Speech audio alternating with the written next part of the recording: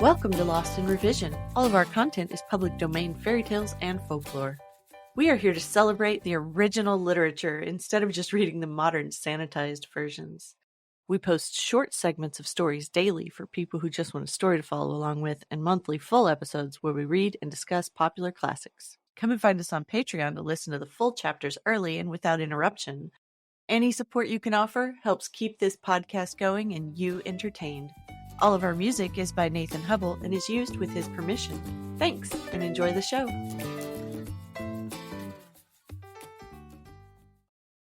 Hi, everybody, and welcome to the show. I am Natalie, and I'm here with two of my favorite humans, Angel and Polly. We are coming at you from 3 separate locations, Texas, Tennessee, and Puerto Rico. So, are y'all ready to get started? Sounds great. Just nobody pick on me about my stuffy nose. Well, we're just happy that you could make it to be with us today after fighting off COVID, the enemy. Polly, you ready? I'm ready to go. I'm cold, but I'm ready. You never mind the cold anyway. Yeah. Okay, today we'll be talking about The Fisherman and His Wife. Let's dig into the history and culture for this story. Okay. When the Grimms first recorded it in 1809, they heard the story from Hamburg, and it was told in an East Pomeranian dialect. Since historically the Pomeranians were a West Slavic tribe who had settled along the shore of the Baltic Sea, it kind of stands to reason that they would have stories of fishermen in the sea. Well, people tell stories about what they know. Yeah, the different cultures are why there's so many versions of the stories. People just want lessons to be more personal to their experiences. Yeah, and in addition to the various German versions, there's also one in Welsh and another from Finland. They have similar openings, but the endings on them are a little different. So how are they different from each other? Well, interestingly enough, it seems this might be one of the cases where the Grimm's brothers actually made the story darker than what they first heard. I read a translation of their notes where they talked about how they had heard different variations of the story in different parts of Germany. And their notes kind of imply that the interactions with the fish wasn't quite as harsh in some of the other tales. The story is still showing up in written collections. There's an interesting poetry book based on fairy tales that features a shortened prose version of the story. And in most of these versions, the only thing that really changes is what sort of horrible living conditions the fisherman and his wife live in at the beginning. The quality of the little doggerel verse conversations between the man and the fish. It could be the fact that this is one of the tales that hasn't been made into a movie. Has a lot to do with it maintaining more of its original form. Okay. It might get shortened sometimes, with the wife having fewer requests before wanting to be like God. But it always follows the same pattern of demanding wife, asks for too much, and gets put right back where she started. Well, asking for godly powers and being denied makes even more sense after I read about the super Christian background of the guy that the brothers collected this from. I didn't do a lot of research on if he was happily married, but my guess would be probably not. You could ask for a lot of things. You can be rich. You can have a big house. You can even ask to rule the whole world. But making yourself like God is just too much. Yeah, I don't want to rule the world. Everybody. Anyway, that super Christian guy you read about was Philip Otto Runge. He was a painter in Hamburg. And to answer your statement earlier, he actually was married and had 4 kids. Doesn't necessarily mean it was a happy marriage, but well, marriages were not intended to increase the happiness in those times. No. The main goal of marriage in those times was to increase people. There's also a Japanese folk tale that is called The Japanese Stonecutter that has very similar themes to The Fisherman and His Wife. In that one, poor stonecutter craves to be rich, and his wishes are granted by a mountain spirit. In the end, he realizes he was actually happy just being a poor stonecutter. So let's move on from how it's changed in different versions to Angel reading the story so that everyone can enjoy the discussion that we're going to have afterwards. The Fisherman and His Wife. There was once a fisherman and his wife. They lived together in a vinegar jug close by the sea, And the fisherman went there every day and fished, and he fished, and he fished. So he sat there one day at his fishing and always looked into the clear water, and he sat, and he sat.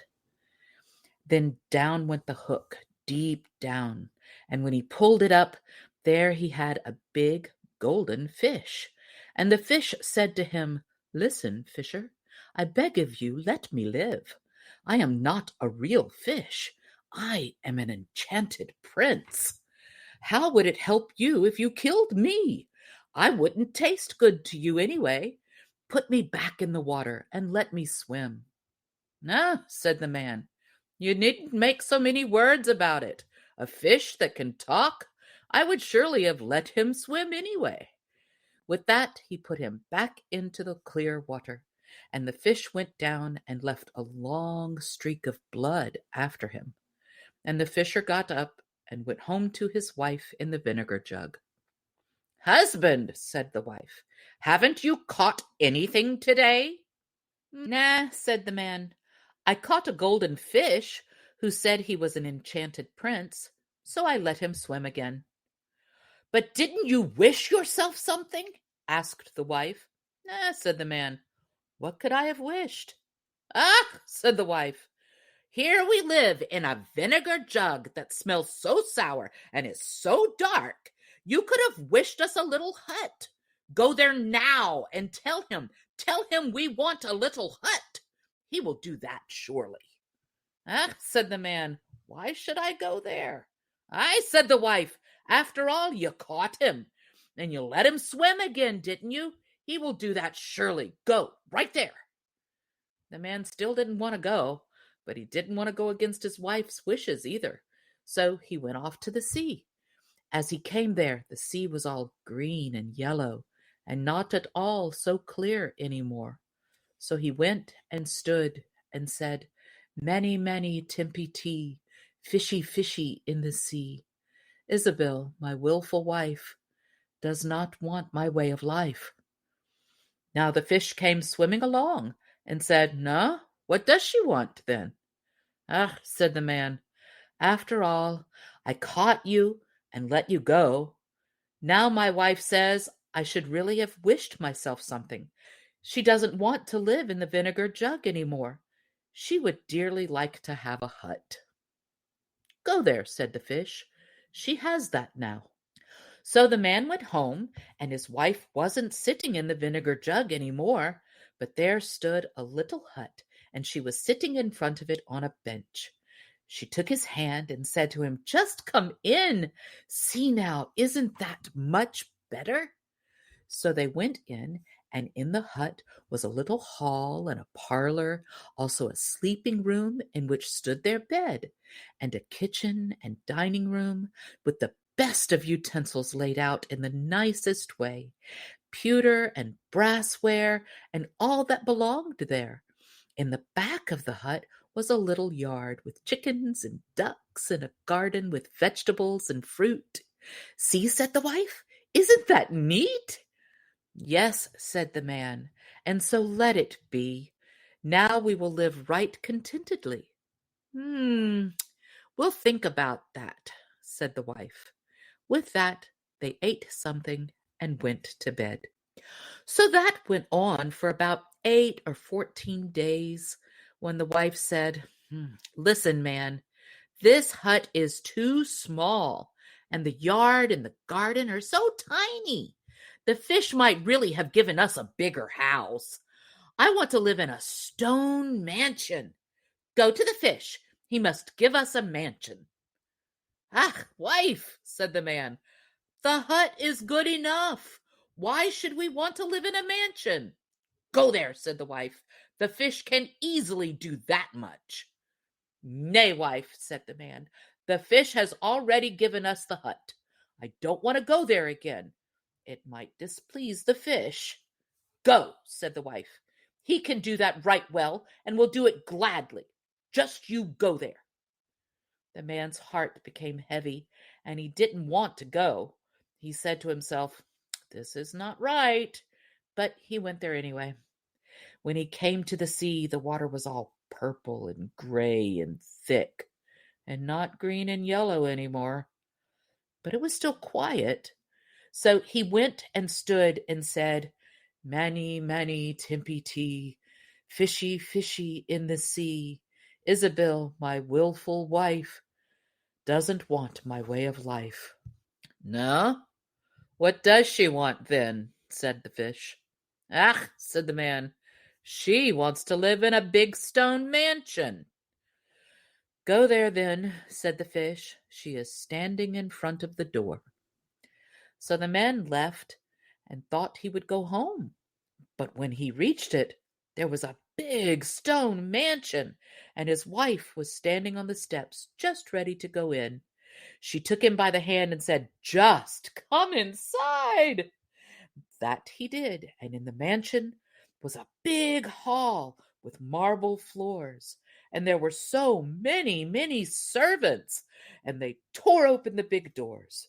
The walls were all bright and covered with fine tapestries, and the rooms were full of golden chairs and tables. Crystal chandeliers hung from the ceilings. All the parlors and chambers were covered with carpets, and food and the best of wines stood on the tables so that they were ready to break. In back of the mansion was a big courtyard with horse and cow stables and carriages of the very best. Also, there was a marvelous big garden with the most beautiful flowers and fine fruit trees, and a park at least half a mile long. In it were stags and deer and rabbits and all that one could ever wish for oneself. See, said the wife, isn't that beautiful? Oh, yes, said the man, and so let it be. Now we will live in the beautiful mansion and be well satisfied. We'll think that over and sleep on it, said the wife. With that, they went to bed. The next morning, the wife woke up first. It was just daybreak, and she saw from her bed the wonderful land lying before her. The man was still sleeping, so she nudged him in his side with her elbow and said, Man, get up and just look out of the window. See? Couldn't one become king over all that land? Go to the fish. We want to be king.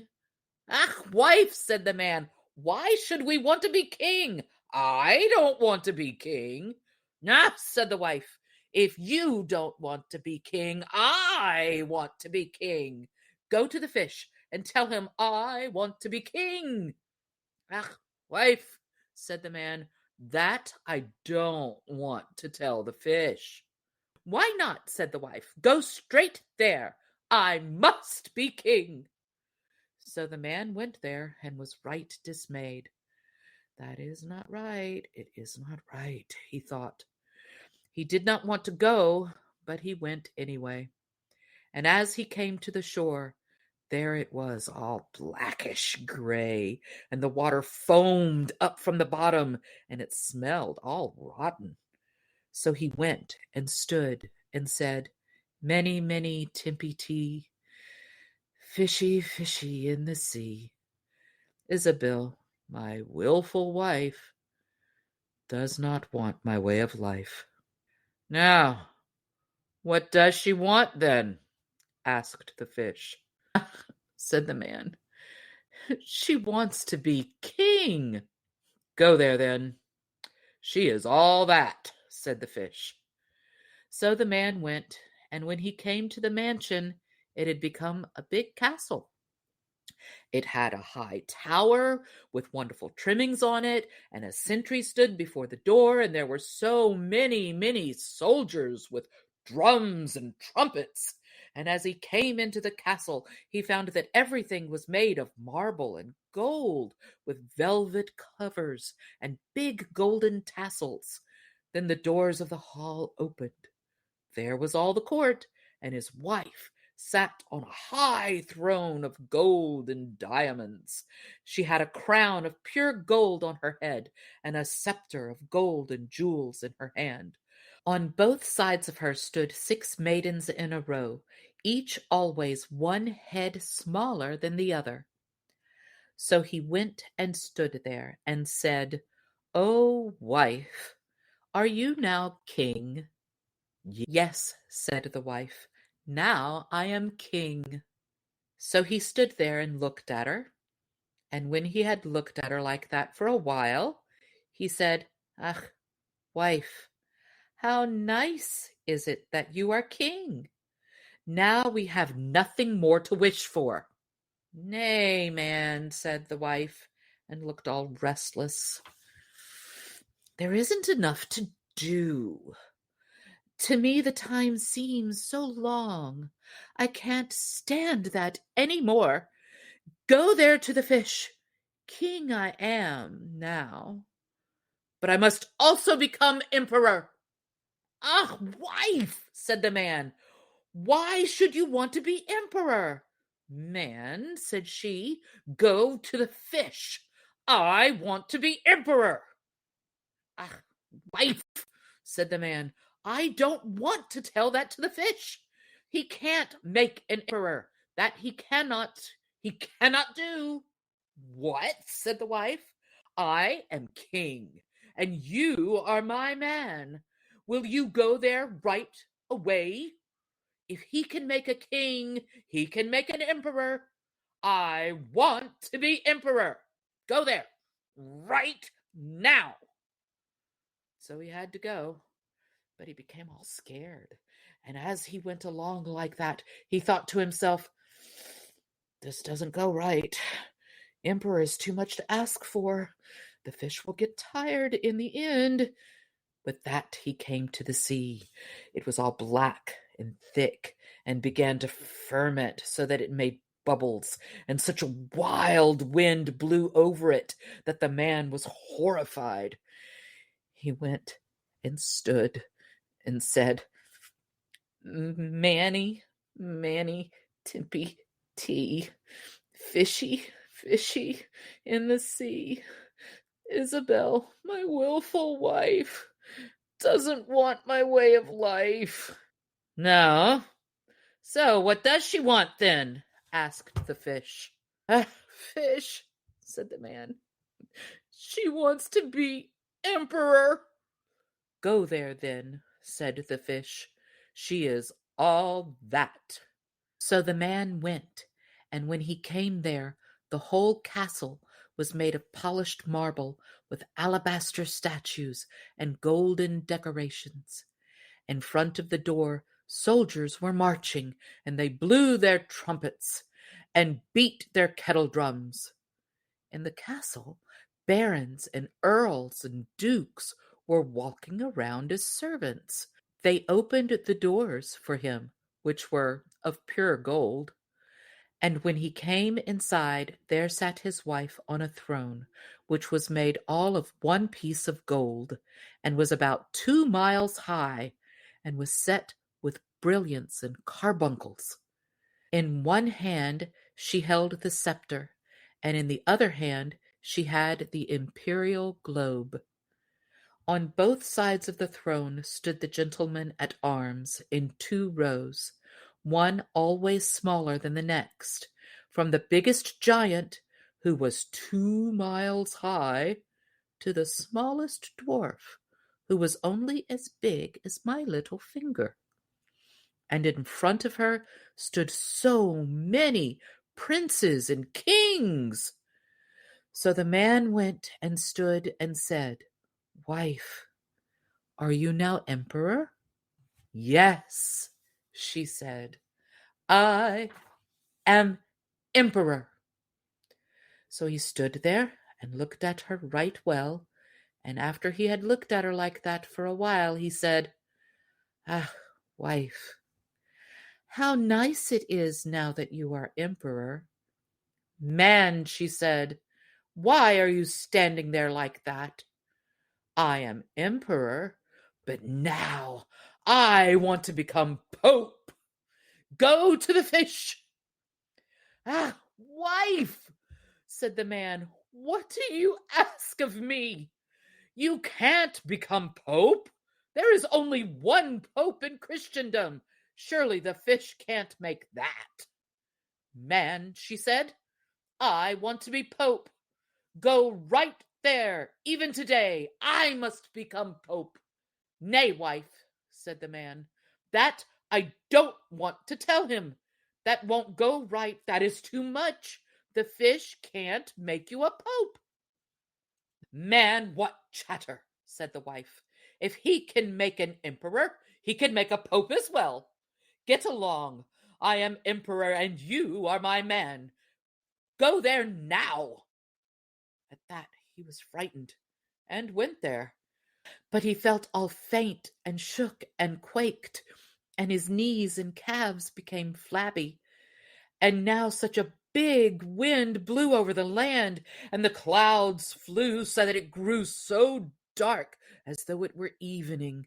The leaves blew from the trees, the water splashed against the shore, and worked and churned as though it was boiling. And far away he saw the ships. They were in trouble, and tossed and leaped on the billows. The sky was still a little blue in the middle, but at the sides it was coming up right red as in a heavy storm. So he went there in despair and stood in terror and said, "Manny, Manny, Timpy Tea, fishy, fishy in the sea. Isabel, my wilful wife, does not want my way of life." "So, what does she want, then?" asked the fish. "Ah," said the man, "she wants to be the Pope." "Go there, then," said the fish. "She is that now."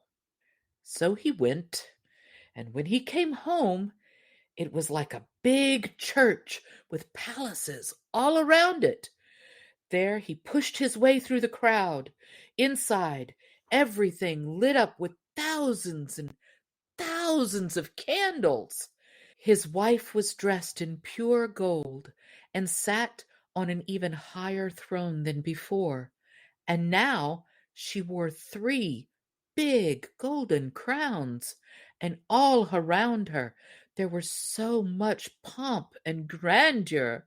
On both sides of her there stood 2 rows of candles, from the tallest, as thick as a tower, down to the smallest kitchen candle. And all the emperors and kings were down before her on their knees. "Wife," said the man, and looked at her right well, "are you now Pope?" "Yes," she said, "I am Pope." So he went and stood and looked at her, and it was just as though he looked at the sun. After he had looked at her for a while, he said, "Ah, wife, how nice it is now that you are Pope." But she sat there stiff as a tree, and did not stir or move herself. Then he said, "Well, wife, now that you are Pope, you will have to be satisfied. You can't become anything more." "That I will think over," said the wife. With that they went to bed, but the wife was not satisfied, and her greediness did not let her sleep. She was always wondering what else she could become. But the man slept right well and soundly. He had done much running that day. But the wife could not sleep, and tossed herself from one side to the other all through the night, and wondered what else she could become, but could think of nothing higher.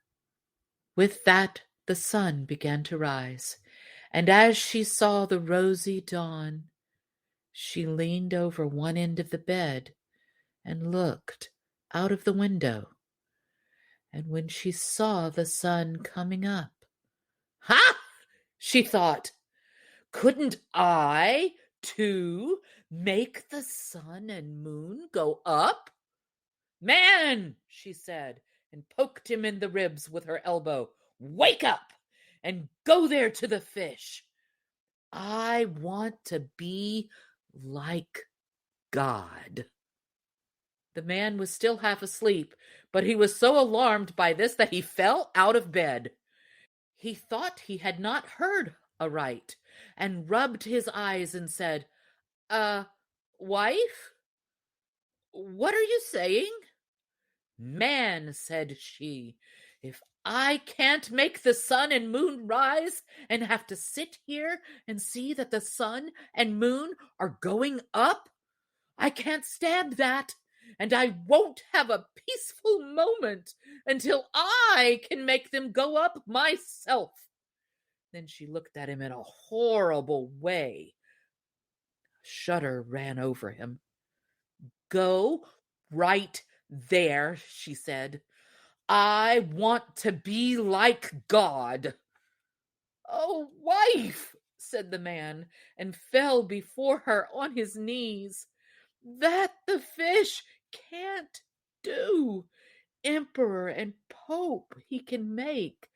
I beg of you, be satisfied and stay Pope." At that she became furious, and her hair flew wildly about her head. She lifted up her tunic, and she gave him a kick with her foot, and screamed, "I can't stand it, and I can't stand it any longer! Will you go?" So he pulled on his trousers and ran away as though he were mad. But outside there was a storm, and it raged so that he could hardly stay on his feet.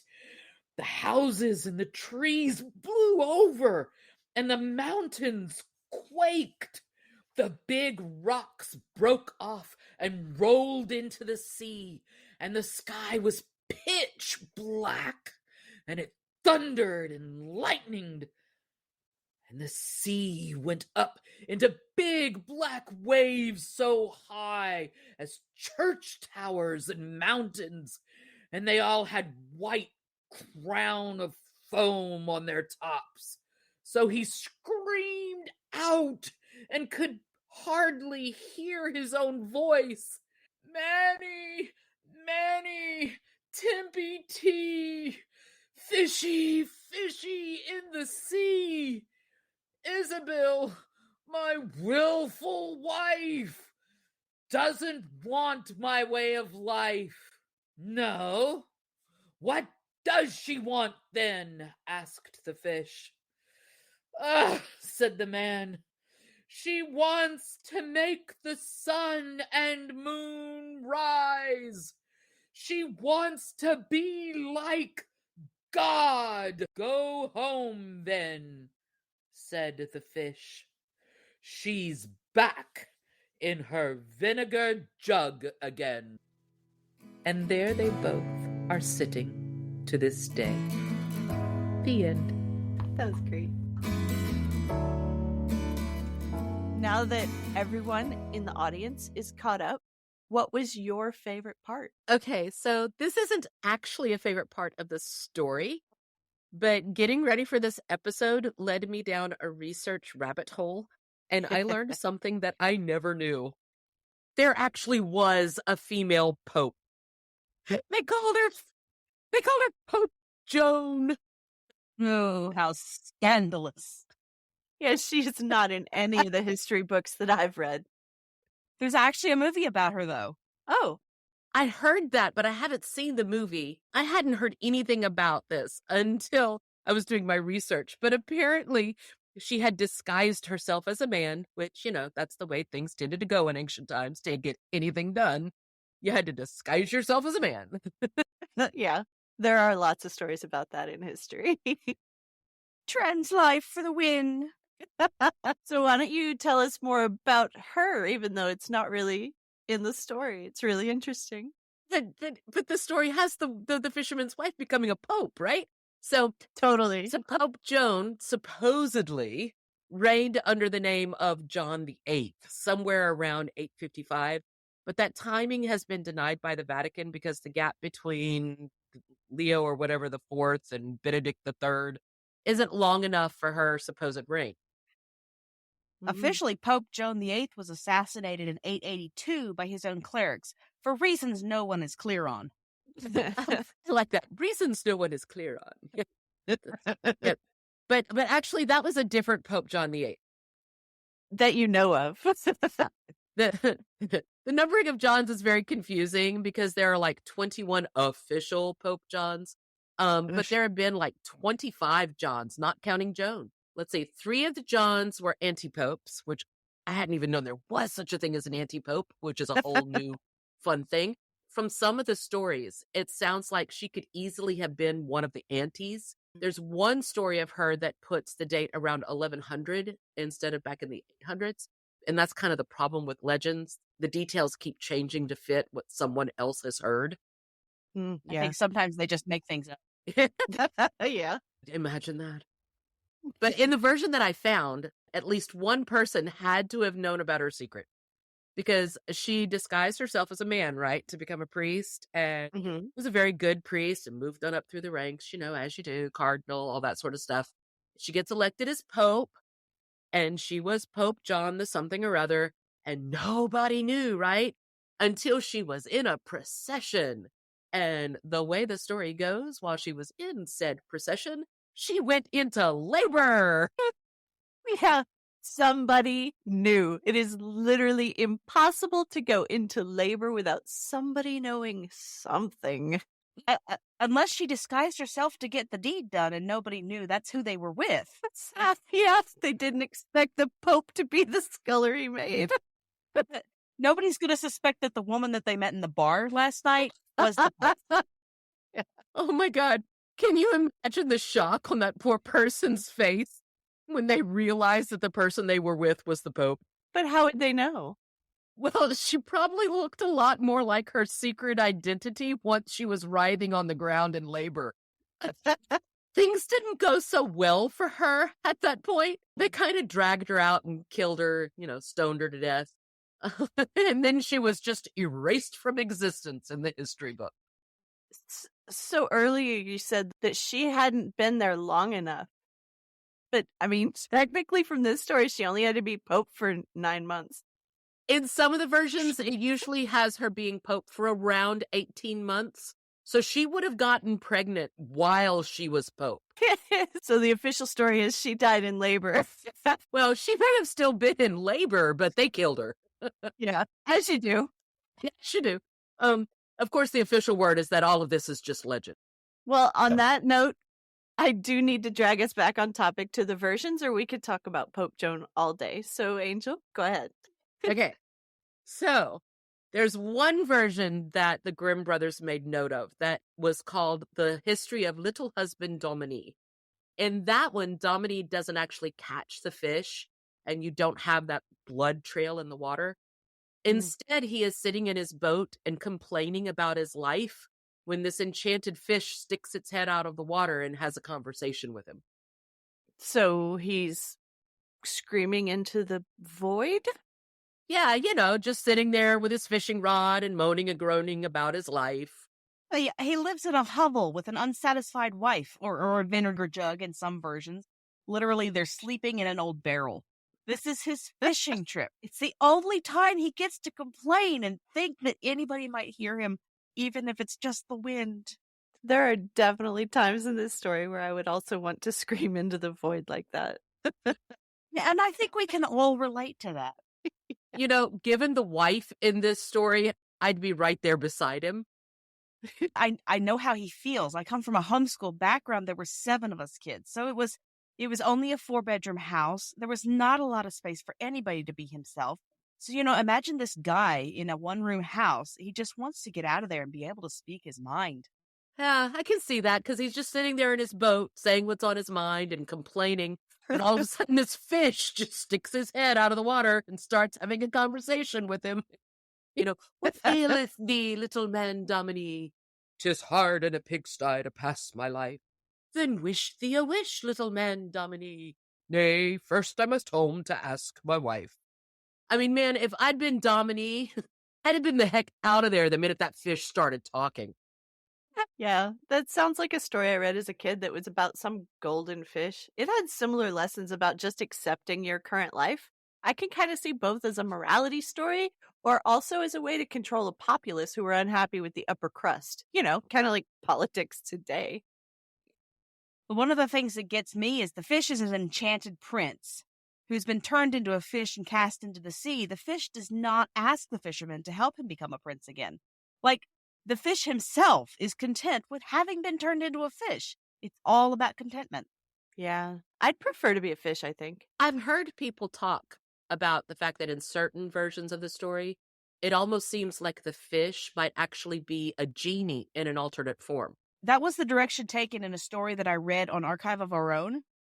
The fish was a genie. Huh. That reminds me of Arabian Nights. It's very much like that. And the fish is not an enchanted prince. It's a genie, and genies are malevolent in nature. They have to honor your wish, but they are going to make sure you don't like it. Well, the genie is angry because they're held captive, and this story is more saying they would do better if they could just be happy to be poor. The fish isn't malevolent like the genies. Yeah, and I can see there was a point in the story pretty early on where I was like, okay, stop right there. That's exactly where I want for my life right now. Just stop. Don't ask for anything else. Yeah, I don't want to be a king. I don't want that responsibility. Just give me a little bit of land. Stone cottage with a garden. Oh, yeah. And all those little animals in the backyard and then the ducks. I want that. I want that for my cottage and to just be a hag in the forest. There we go. Back to the hag. Yeah. I want to be a hag and a fish. These are my goals in life. So you just want to be a changeling? Well, ever since I heard about shapeshifters, I wanted that to be me. I'm just sitting here singing Swinging on a Star in my head. Would you like to swing on a star, carry moonbeams home in a jar, and be better off than you are? Or would you rather be a fish? All right. It's a musical episode. We already have a musical episode on number 2. I want to go watch Hudson Hawk now. All right. Okay, I got to drag us back on topic again. So, was there anything else about how it's changed in the different versions? Well, it hasn't actually done a lot of changing other than those few changes in the rhyme between the man and the fish, or the description of the hovel that they start in. It's a hovel or a hut or a pigsty. In my book, it's a vinegar jug. Yeah, and changing where they live is one of the things that impacts the doggerel rhyme. With the end, the fish is saying, "Wilt thou be a lord on high, then back with thee to thy pigsty." That sort of thing. Yeah, that kind of brings us into the morality part. So, what do you think the original lessons of the story were? Well, at first glance, it just appears to be a story with lessons about being greedy. That stands to reason, but the husband doesn't seem all that greedy to me. No, but giving into the whims of greedy people is bad for the environment. So, don't be so mean to your husband? Or how about telling the dude to set some boundaries already? The original tale may have wanted to push home that exact idea that men should draw boundaries for their wives. He didn't, and look how it ended. Maybe it was a cautionary tale against lazy husbands who tolerate shrewish wives. Yeah, and the more they ask for, the more it hurt the environment. I found that really interesting. There is a huge parallel to draw from asking too much of nature to support a lavish lifestyle. And now we can kind of move into the modern lessons. Yeah, because, it always starts small. The change to the environment in the story is so subtle at first. It's not this big, catastrophic event. There's this trail of blood that happens in the clear water. Because when he's first fishing, it's nice and clear and sunny. And then this little trail of blood from the injured fish happens. And that's before he ever even asks for anything. Yeah, because the very first time he comes back to make his first demand, the water is already starting to turn kind of yellow and green. It's no longer nice and clear and sparkling blue. Then each time he comes back and asks for more, it moves from just the water, then the sky gets darker, and then it starts storming. And you can kind of connect that to what we've done to the planet by harming the water. Yeah, and the water affects everything. And it also is what capitalism is doing right now with the constant expansion and not worrying about resources. Like, you don't always have to increase, you can stay the same or even use less. Well, before the 1800s, this had already happened in Europe. The demand on the environment, everybody wanted a castle. Castles take an enormous amount of wood, and wood has to be transported. And then everybody's got kingdoms, so they have to build ships. And so the toll on the environment in Europe by the 1800s had been devastating. There weren't any trees left. They had to go somewhere else just to find trees. They were shipping trees back from the New World because Europe had no trees left.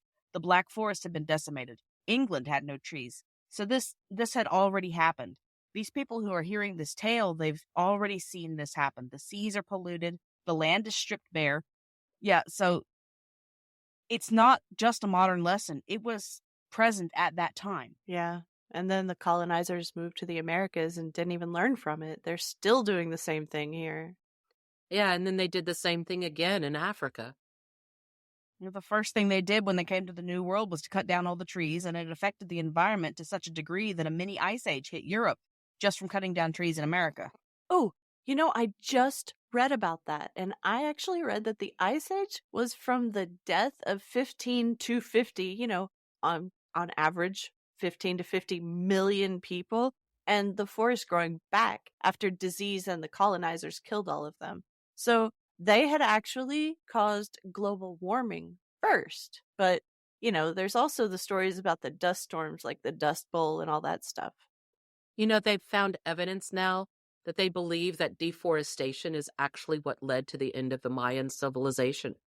Interesting. Okay, so what the colonizers, the first thing they did when they hit the New World was to kill all the people. Yes, that's exactly what I read. A different kind of devastation. But then all the trees grew back because they killed all the people. So many conflicting emotions here. But it makes the story as relevant now as it was then. The Middle Ages decimated the forests in Europe. Colonialism in America did the same. And we've learned nothing. Yeah, and speaking of not learning anything, the wife never once seemed to think of the people that she became the ruler of or how she could help. It was always just about her own power. Yeah, everyone always focuses on this horrible wife, right? And her constant demands. But what about the husband's part in all of this? If he had ever set any of those boundaries with his wife or actually spoken up and said what he wanted at any point in their relationship, how different things might have been. I mean, just once told his wife no. She might have left him. That would probably be a net positive for him.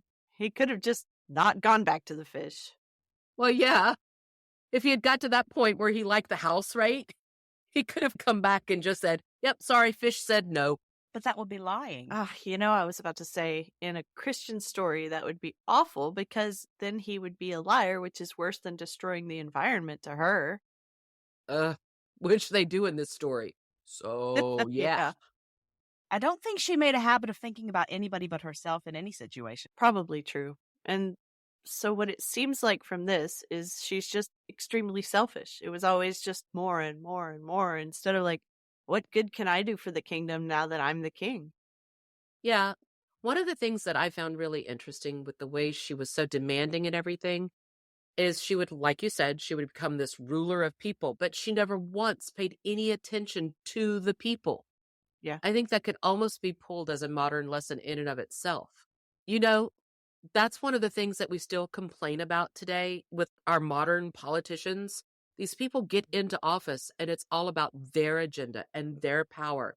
And so few of the people who have power, even today, want to do anything that actually helps the lives of everyday common people in the world. Yeah. Well, I blame the politician Fish because he never asked the people what they wanted. Yeah, no, nobody ever asked the fish what he wanted. Yeah, not once. Nobody ever asked the fish what he wanted. He didn't ask to be turned back into a prince. He didn't say, well, what are you going to give me? There was absolutely no quid pro quo in this story. Yeah, just a lesson to be learned from a fish who is happy with his circumstances. Or would you rather be a fish? A fish is an animal who swims in a brook. He can't write his name or read a book. To fool the fisherman's his only thought, and though he's slick and slippery, he still gets caught. Yeah, wish we because he could- puts his head out of the water and talks to him. Slick and slippery politicians need to get caught. That's the moral of the story. That is so accurate. If they get caught by the smart fisherman, which is the common person, maybe they can force them to give them what's good for them and then not ask for too much that'll make us just get sent back.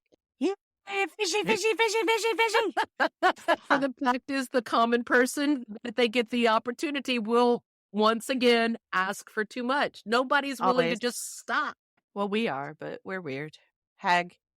Oh my goodness, we just had a $2 billion lottery, and do you suppose that guy's going to do any good with his? He only got 400. I was going to say he only got 400 after taxes. quote unquote, only got 400 million. So at least one billionaire got taxed. Yes, only billionaire who actually gets taxed. And before we wander off on another fun tangent, I am calling this episode complete. Give us a like and a share, and don't forget to check us out on Patreon. Thank you for joining us today. I would like to thank all of our supporters on Patreon. Your support helps pay for all of the things that podcasting requires and helps keep this show alive and growing. Feel free to fact check us and offer suggestions to make our show better for you. You can send us an email at lostinrevisionpodcast@gmail.com. Don't forget to follow and give us a good review anywhere you listen, and share with your friends and family. There's a lot more waiting for us all at the end of the road.